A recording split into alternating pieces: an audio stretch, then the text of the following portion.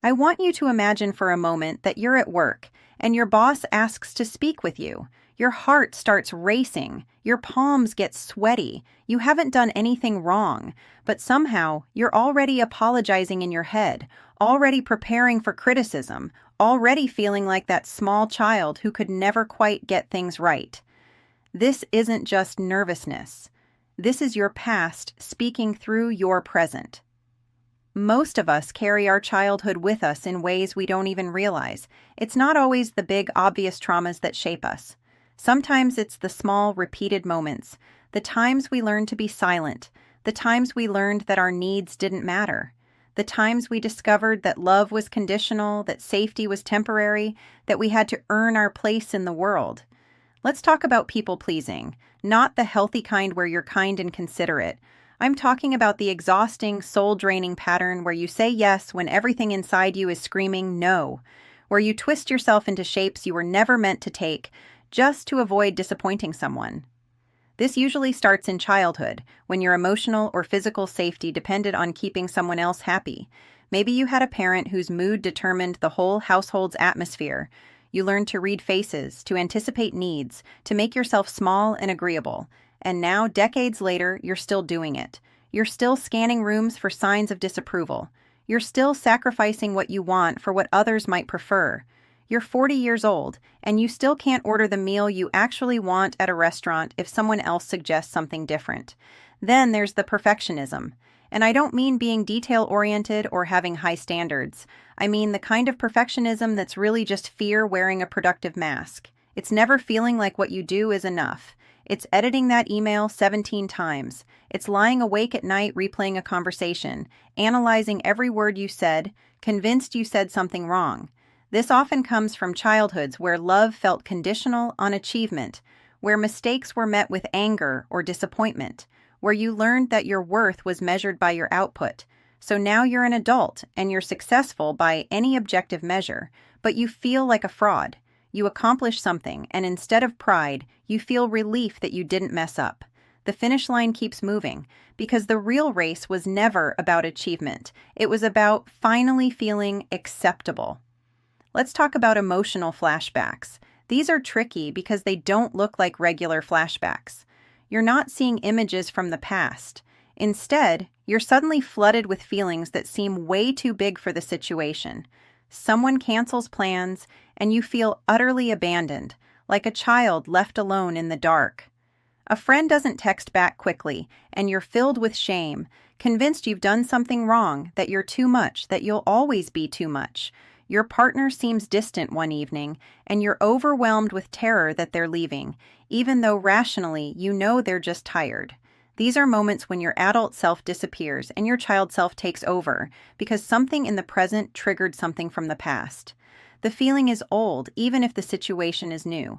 Here's something that might surprise you: struggling with success. We don't talk about this enough, but some people unconsciously sabotage themselves right when things start going well. You finally get the promotion, but then you start showing up late. You meet someone wonderful who treats you with respect, but you pick fights or pull away. This happens when your childhood taught you that good things don't last, that you don't deserve happiness, or that success means danger because it might trigger someone's jealousy or anger. So your nervous system, trying to keep you safe in the only way it knows how, creates chaos. At least chaos is familiar. At least if you create the disaster yourself, you're in control of when it happens. Hypervigilance is another big one. This is when you're always scanning for danger, always waiting for the other shoe to drop. You can't fully relax, even in safe situations. Even on vacation, part of you is alert, monitoring, preparing. You notice everything, every shift in tone, every change in expression. People might call you perceptive or intuitive, and you are, but it came at a cost. This skill was developed in an environment where you needed to predict danger, where you had to know when to make yourself scarce, when to intervene, when to play mediator. Children who grow up in unpredictable or volatile homes become experts at reading rooms. But the problem is, you can't turn it off. Your body never got the memo that the war is over. Many people don't realize they're carrying trauma because their childhood looked fine from the outside. Your parents weren't abusive. You had food and shelter. You weren't beaten or abandoned. But emotional neglect is real. Being ignored is traumatic. Having your feelings dismissed is traumatic. Growing up in a home where vulnerability was weakness, where you learned to handle everything alone, where you got the message that your internal world didn't matter, this shapes you. And now you're an adult who can't ask for help, who feels weak for having needs, who doesn't even know what you feel half the time because you learned so early to disconnect from it. Let's talk about your relationship with anger. If you grew up in a home where anger was dangerous, where someone's rage was frightening or destructive, you might now be someone who avoids conflict at all costs. You might swallow your frustration until it becomes depression. You might smile through situations that should make you furious. Or maybe you're on the other side. Maybe you explode over small things because you never learned that anger could be expressed safely in proportion to the situation. You only saw two options: silent resentment or volcanic rage. So that's what you do, swinging between the two, never finding the middle ground where you can be assertive without being aggressive, where you can set boundaries without feeling like you're destroying everything. Here's a subtle one: difficulty with good things, with receiving compliments, with accepting help, with letting people be kind to you. Someone praises your work, and you immediately deflect or minimize. Someone offers assistance, and you insist you're fine, even when you're drowning. Someone loves you, and you keep waiting for them to realize their mistake and leave.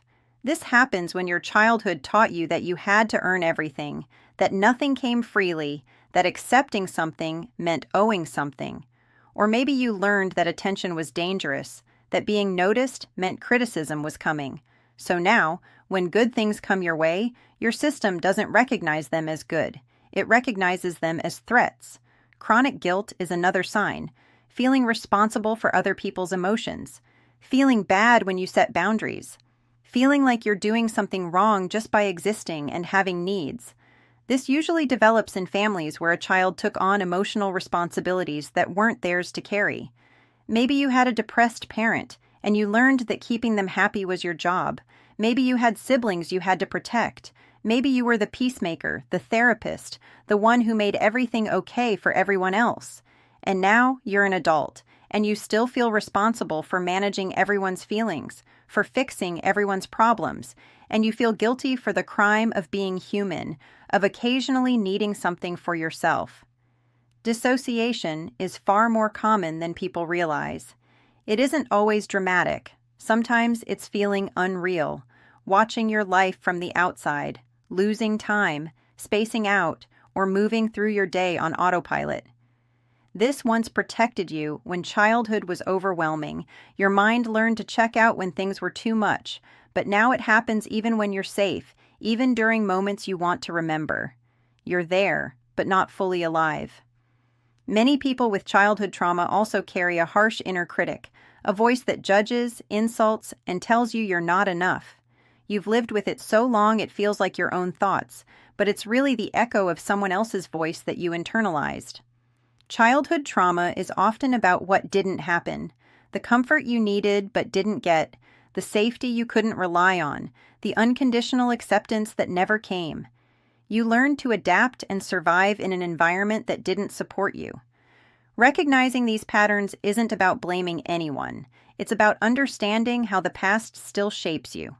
Once you see it, you can start to question those beliefs and treat yourself with the compassion you never received. You're not broken. You adapted in ways that once kept you safe, but those old survival strategies don't always help you now. The good news is you can learn new ones, to feel your feelings, set boundaries, and believe you deserve space. The past explains your patterns, but it doesn't define your future. And you don't have to carry what no longer serves you.